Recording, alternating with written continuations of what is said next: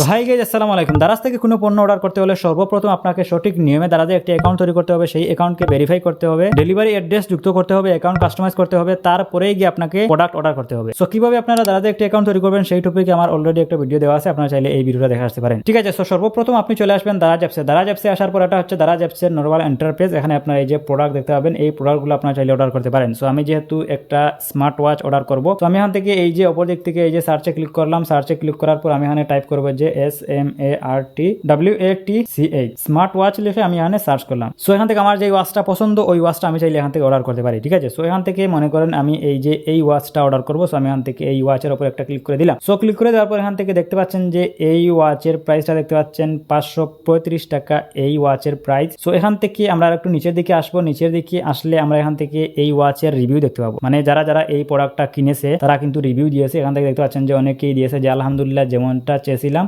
তেমনটা পেয়েছি, ইনটেক ছিল, তারপর এখান থেকে ঘড়ি অন হচ্ছে না। এই রিভিউগুলো কিন্তু আপনারা পড়তে পারেন। সো এই রিভিউগুলা পড়লে আপনি শিওর হতে পারবেন যে এই প্রোডাক্টটা কেমন, আপনার ওই প্রোডাক্টটা কিনা উচিত হবে কিনা। তারপর এখান থেকে আপনারা এই যে রেটিং দেখতে পাবেন, 5 স্টারের মধ্যে 4.7 স্টার রেটিং দেওয়া আছে, তার মানে এটা মোটামুটি ভালো প্রোডাক্ট। সো তারপর আপনারা এখান থেকে নিচের দিকে আসবেন। নিচের দিকে আসলে এখানে আপনারা প্রোডাক্ট সম্পর্কে এই যে বিস্তারিত পেয়ে যাবেন, প্রোডাক্ট হাইলাইট পেয়ে যাবেন, প্রোডাক্ট নেম পেয়ে যাবেন, চার্জ মডেল দেখতে পাবেন, অ্যাপস দেখতে পাবেন, কি কি কানেক্ট করতে পারবেন ওইগুলো দেখতে পাবেন, ব্যাটারি দেখতে পাবেন, ব্যাটারি কত মেগাপিক্সেল, ব্লুটুথ হবে কিনা। ঠিক আছে, মানে যাবতীয় ইনফরমেশনগুলো আপনারা এখান থেকে দেখতে পাবেন। তারপর এই যে ডেসক্রিপশন বক্সটাও আপনারা কিন্তু পড়ে নিতে পারেন। সো এইগুলো আপনারা ভালো করে দেখে পড়ে যদি আপনার মনে হয় যে এই প্রোডাক্টটা আপনি কিনবেন, তাহলে আপনি এখান থেকে এই যে নিচের দিক থেকে বাই নাও এই অপশনে জাস্ট একটা ক্লিক করবেন। সো এখানে আরেকটা অপশন দেখতে পাচ্ছেন যে এড টু কার্ট। সো আপনি যদি শুধুমাত্র একটা প্রোডাক্ট কিনতে চান তাহলে আপনি এখান থেকে এই যে বাই নাও এই অপশনে ক্লিক করবেন। আর আপনি যদি মনে করেন আপনি একই অর্ডারে মানে এক ডেলিভারিতেই আপনি যাচ্ছেন যে 3-4টা প্রোডাক্ট আপনি একসাথে কিনবেন, তাহলে আপনি এখান থেকে এই যে এড টু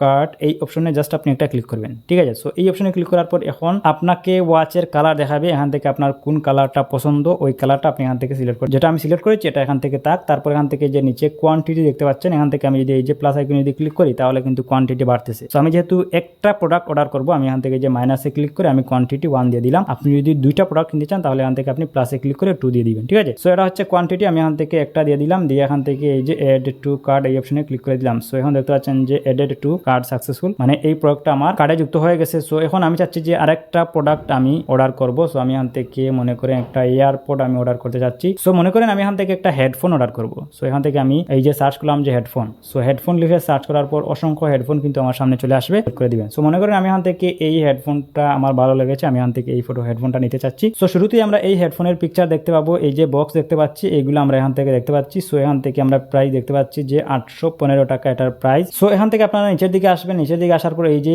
রিভিউগুলো আপনারা পড়ে নিন। সো রিভিউগুলো পড়লে কি হয়, আপনি ওই প্রোডাক্ট সম্পর্কে আপনি জানতে পারেন, আরো যারা ওই প্রোডাক্টটা কিনেছে তারা কি রিভিউ দিয়েছে, আপনি ওইটা পড়লে আপনি ওই প্রোডাক্ট সম্পর্কে আইডিয়া হবে। তাহলে আপনি সিদ্ধান্ত নিতে পারবেন যে ওই প্রোডাক্টটা আপনি কিনবেন কি কিনবেন না। তারপর এখান থেকে আপনার এই যে রেটিংটাও দেখতে পাবেন। সো এটারও রেটিং মোটামুটি ভালো, 4.95 রেটিং এর মধ্যে।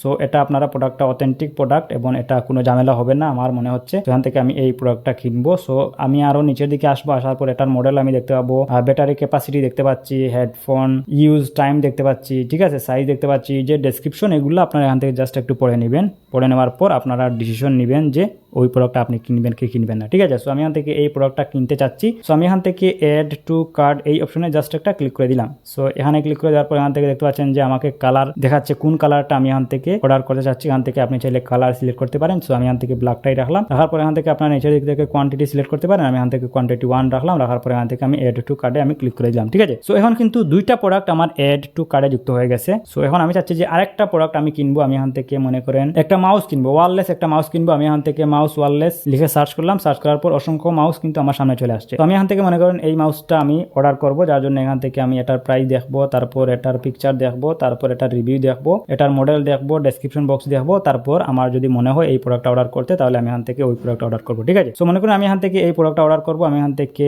এড টু মাই প্যাকেজ এই অপশনে ক্লিক করে আমি এখান থেকে এড টু কার্ড যুক্ত করে দিলাম। ঠিক আছে, সো এখন কিন্তু আমার 3টা প্রোডাক্ট এড টু কার্ডে যুক্ত হয়ে গেছে। এখান থেকে আমি এই যে নিচের দিকে দেখতে পারবো যে CART নামে একটা অপশন আছে, কার্ট এই অপশনে আমি এখান থেকে একটা ক্লিক করে দিলাম। ক্লিক করে দেওয়ার পর এখন কিন্তু এখান থেকে দেখতে পাচ্ছেন যে এই 3টা প্রোডাক্ট কিন্তু আমি সিলেক্ট করেছি। সো এই 3টা প্রোডাক্টে আমি অর্ডার করব। সো আপনি যদি এড টু কার্ডে প্রোডাক্ট সিলেক্ট করার পর মনে করেন যে না আমি এই প্রোডাক্টটা অর্ডার করব না, তাহলে কিন্তু আপনারা এই যে এখান থেকে এই প্রোডাক্টটা কিন্তু ক্যান্সেল করতে পারেন। ঠিক আছে, সো আমি এখান থেকে এই মাউসটা অর্ডার আমি এখন করছি না, আমি এখান থেকে এই মাউসটা ক্যান্সেল করে দিলাম। ক্যান্সেল করে দেওয়ার পর পর এখান থেকে আমি চেক আউট এই অপশনে ক্লিক করে দিব। এখানে দেখতে পাচ্ছেন যে সাব টোটাল আমার এই দুইটা প্রোডাক্টে কত প্রাইস এসেছে। এখান থেকে এই যে দেখতে পাচ্ছেন যে 1372 টাকা এই দুইটা প্রোডাক্টে আমার টোটাল বিল এসেছে। আমি এখান থেকে চেক আউট এই অপশনে একটা ক্লিক করে দিলাম। সো চেক আউট এই অপশনে ক্লিক করে দেওয়ার পর এখান থেকে দেখতে পাচ্ছেন যে আমার এই যে ডেলিভারি চার্জ সহ প্রাইসটা কিন্তু দেখাচ্ছে। ডেলিভারি চার্জ এই প্রোডাক্টের জন্য 150, এই প্রোডাক্টের জন্য 150। সো আমি যেহেতু দুই জায়গা থেকে দুইটা প্রোডাক্ট অর্ডার করেছি, যার জন্য এখান থেকে আমাকে ডেলিভারি চার্জ কিন্তু দুইবার দিতে হচ্ছে। সো ঠিক আছে, আমি এখান থেকে এই যে নিচের দিকে একটা অপশন দেখতে পাচ্ছেন যে বাউচার